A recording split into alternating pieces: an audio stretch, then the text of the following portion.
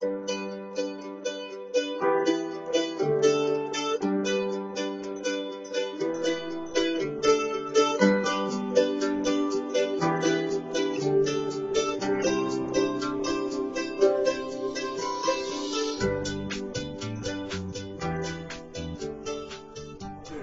this is the place. This is now 1822 Illinois Street in downtown Golden, Colorado. And it will at some point in the not too distant future going to be 410 9th Street in downtown Golden, Colorado. We're going to move this house about a mile and a half that direction. So join us for the adventure. We're going to have some fun doing it. We just now start kind of tearing up the foundation. We'll be putting big holes in the foundation in the next couple days as well. That will support I-beams that will then pick the whole house up.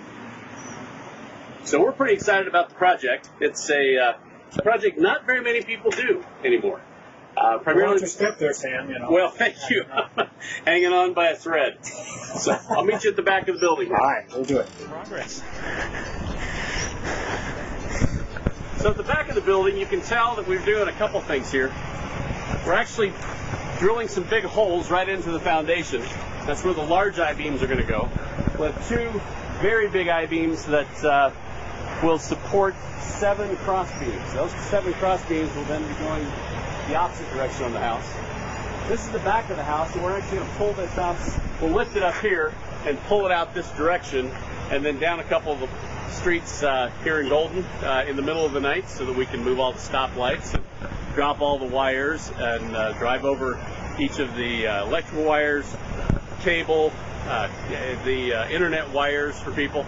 There's a whole bunch of stuff that we'll have to work to coordinate all of the different vendors. So Comcast is involved, CenturyLink will be involved, obviously XL. Those guys will all be involved in dropping their lines, because this house is going to be far higher than where those lines hang.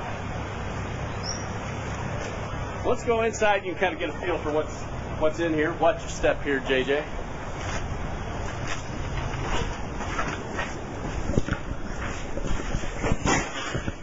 Now we've taken a few of the pieces from out there that we want to keep. We got the air conditioner over here that was in the building originally. We've got a fence that we put up as a little courtyard at the new location as well. This is the furnace from downstairs. All of the plumbing, all of the electrical, everything has to get unhooked from this house in order to make a move like this. We'll go downstairs. You can get an idea of what will happen down here. That's where the furnace was. This basement is a little bit creepy. When we get done, this basement's actually going to be a 9-foot ceiling. We're going to drop it onto a foundation that pushes about 3 feet further down into the ground.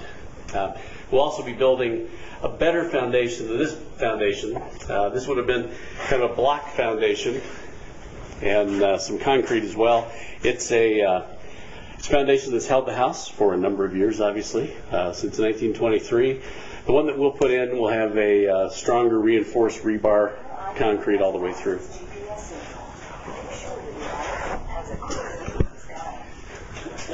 And Jeremy has a problem with his iPhone. So, what you get back here, you look like a ghost, man. Yeah, I feel a little bit ghostish. Back here is the rest of the foundation. That's kind of a crawl space area. We're actually going to build the basement so that it will be the full length here. Width of the house. Pitch black. Boo! I-beams will be running up under these floor joists right here, lifting the house up. There's a huge main beam that holds the house up right here. When we move it, we're actually going to put in a much deeper main beam that will go the length of the house. This one is 3 2x8s stuck together. That's a little suspect in today's building world. But again, it's held it for a number of years here, so it's kind of a fun process to take some of these old structures.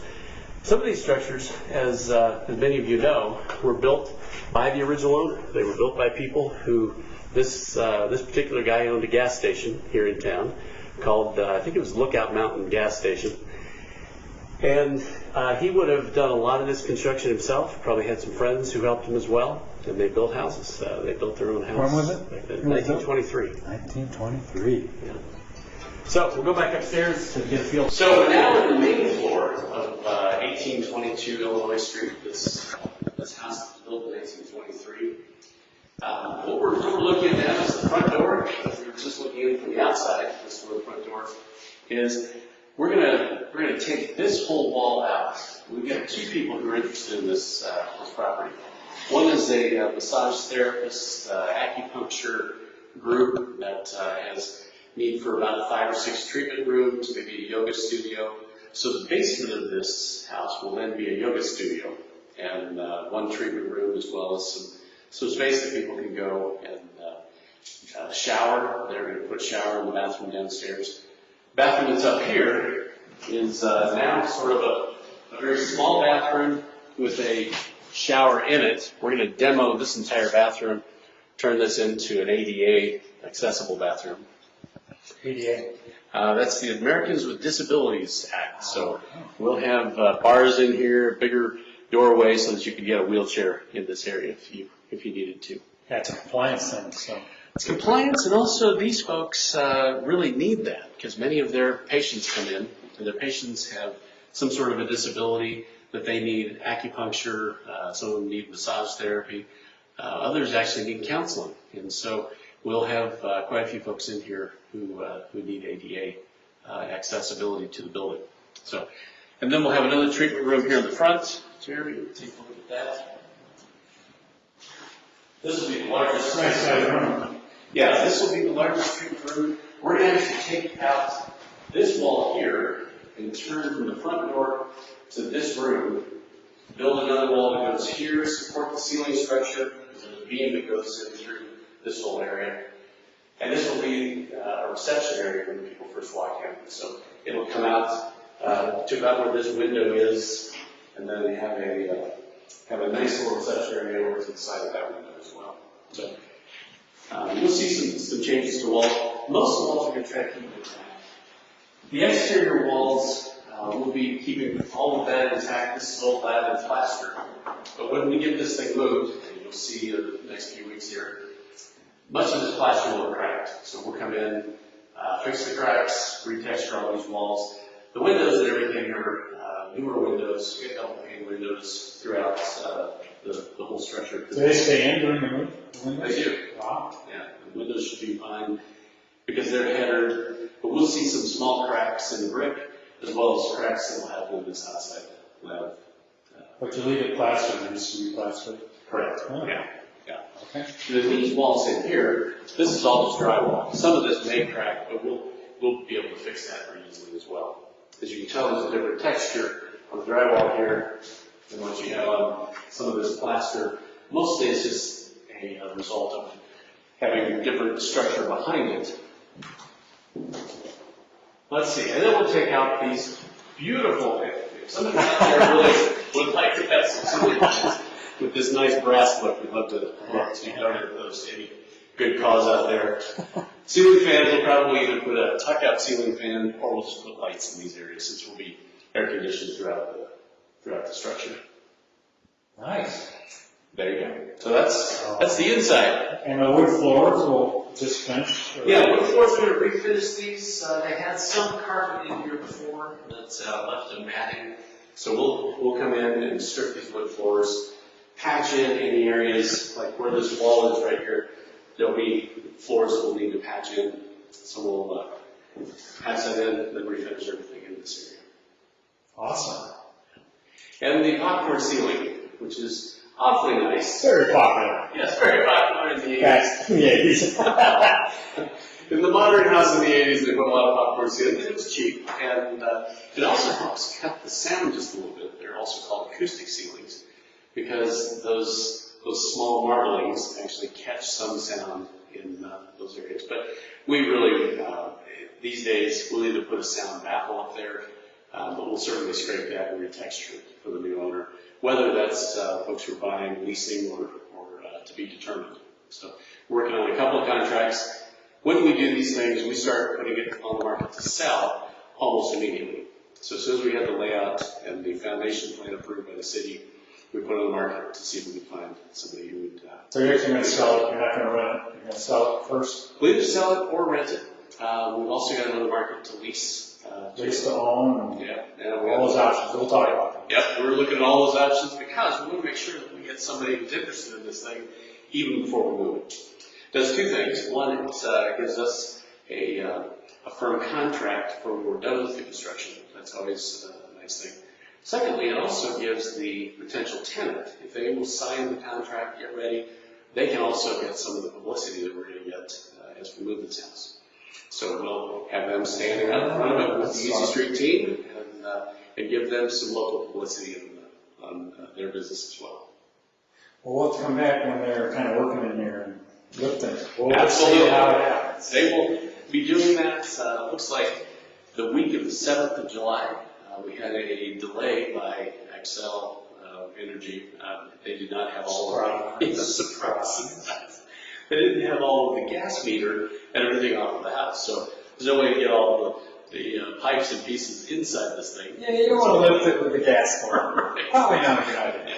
That might be a party nobody wants to be invited to. So they've disconnected everything on their end.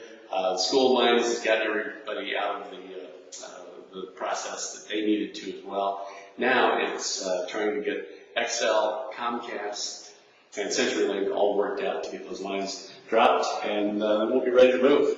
So we're going to take you over to the site as well today. Okay, Awesome. Will ultimately be.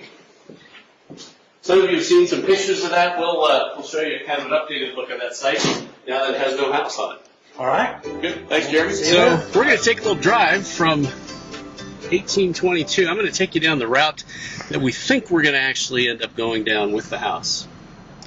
We will be coming out of this parking lot. Again, they're going to take the house that direction, so they'll have a truck backed up that side into the parking lot up there, and then out of the parking lot here on 18th Street. At 18th Street, we're going to take a little drive down 18th. Again, as you can tell, there are a few wires that we're going to have to either lift or drop down, depending on how much slack we have. It's actually more important that we get them out of the way than anything else. So you have to decide which way they're going to go. So we're going to go up here. Then we're going to actually take a right turn down Arapahoe here.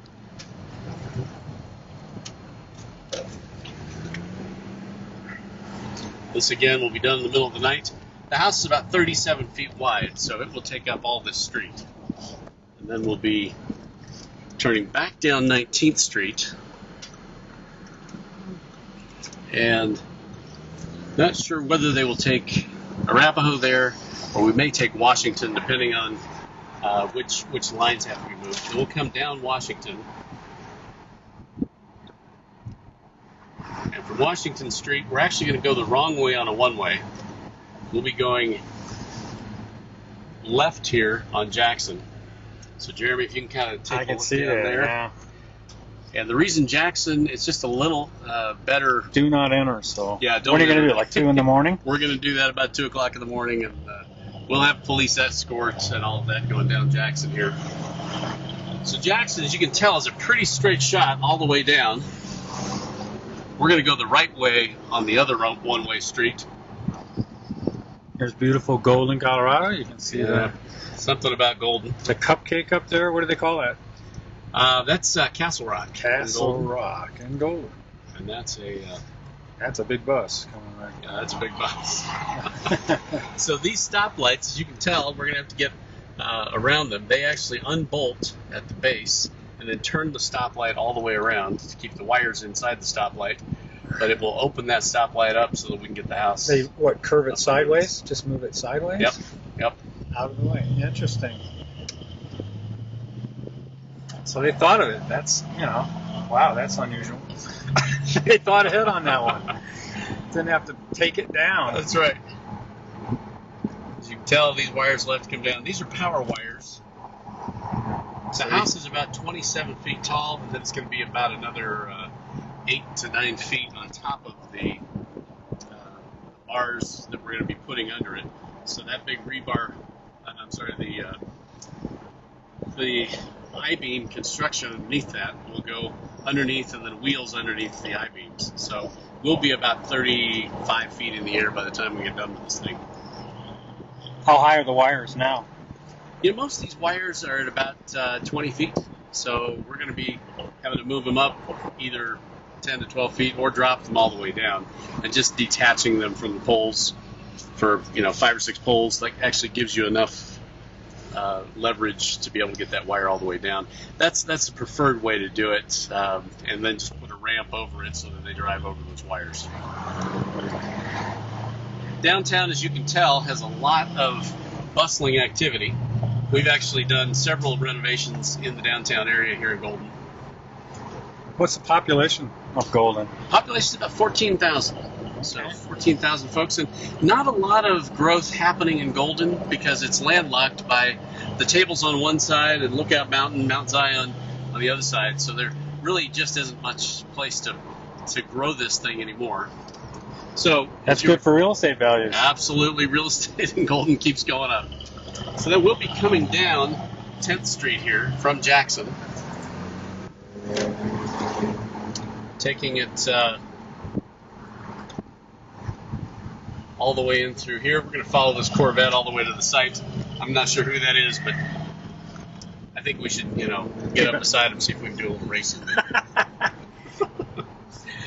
So the site that we're moving to is here on the right. You'll see some activity going on this site where we're preparing the site for the house to come and be pulled right in here. Right there. Used to be a big hole right here. Actually, there used to be a house here that was about 7 feet tall. Looked like a basement with a roof on it. The guy in the 1940s had built it for his own purpose. He lived here for quite a while and really wanted that site to be. He was from Minneapolis and wanted the site to be as weatherproof as he possibly could. So he built a ground house, which most of the house was underground. He lived in the basement and then put a roof on it, and it served him well for a number of years. We've used it as a rental house for quite a while, and that seemed to work well. Bought the site originally because it was a commercial site. We could do some commercial development here, and it was one of the few sites available in Golden. So we've taken that house out. And did you keep the foundation, any of the foundation or anything? No, we pulled all the foundation out. So it's a different foundation, different footprint. We had to take everything out that was under there originally. Okay. So let's go out and we'll take a little walk on the site here. All right. The porch will be very high. Mostly that's so that we can get a ramp all the way around the edge of this thing. That will be the wheelchair ramp that will start back at the parking lot that's built back there and come all the way up the side of the property, up to the porch. So you'll have a walk up to the porch as well as wheelchair access off the back. And so we'll have to dig a new hole for the new foundation, but we can't do that until we get the house here. So we're going to pull straight across this, back to the back, set the house back there, then build the foundation here, and then back the house back over the foundation. So the house will sit back on the back side of the lot for about 60 days while we're putting the new foundation in. New foundation obviously will be the exact footprint of the house. We'll build a foundation out of concrete all but about a foot. So then when we back the house up, we'll brick in from the top of that foundation all the way to the bottom of the house. What that does is with old brick, we don't want to set it on a solid foundation. We'll start cracking all that brick. So what we want a foundation that's solid, but then brick and mortar that mortar right back up to the bottom of that house. So as we pull those beams out, it will already have been supported by that brick that's created the skirt under the house. Probably should illustrate that. We'll do an illustration. Yeah, we'll see if we can get some illustration of how that'll work. We'll also show you a footprint of the plans of the foundation. So at this point, we've had the demo permit approved. Demo permit, obviously, to get this house out of here. We also had a couple of surprises there. We as we started looking at having to move this pole here, XL said, "Oh, by the way, we'd like to be able to hook that wire not off of that pole, but we're going to hook it off of the wire up here to this guy's house." Now, what that creates is potential for a lot of problems. So we're going to raise this guy's mast up about 4 feet where his wire is. Today, there's no way you could put a mast that's hanging on the side of the house. They usually have to be elevated. But that creates another challenge. As you can see, there's an old box on this house. Well, XL said we can take all that off, but oh, by the way, we can't actually put it on. We can't actually hook back into that old box. So you've got to create a new service for that house. The new service is going to go on the side of the house there. And fortunately, this neighbor has just been wonderful. He has really been helpful in helping us to get this project done, and also really would love to upgrade his service. We're going to put about $2,500 of brand new service on his house, just as a kind gesture to say thank you for being such a good neighbor.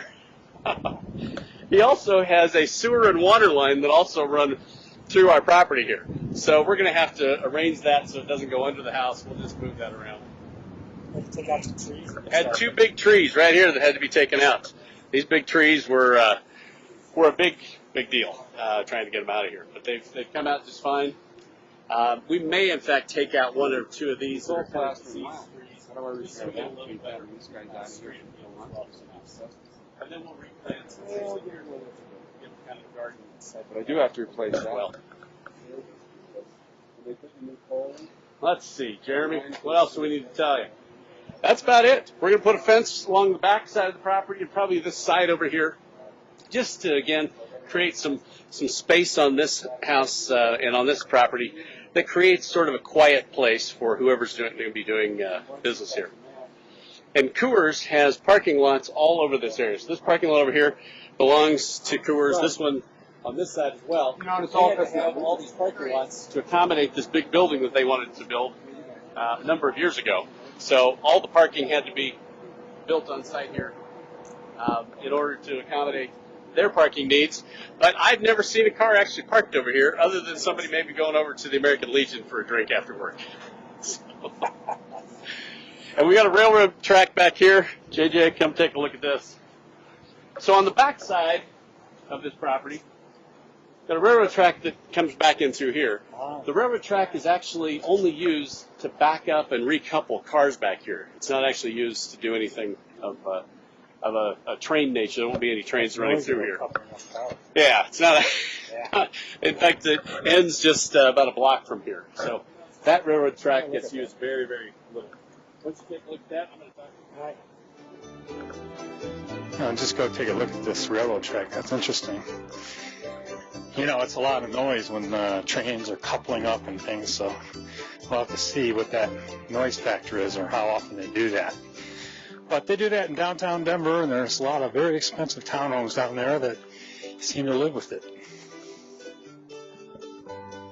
So here it is, the coupling track, just like a half a block away.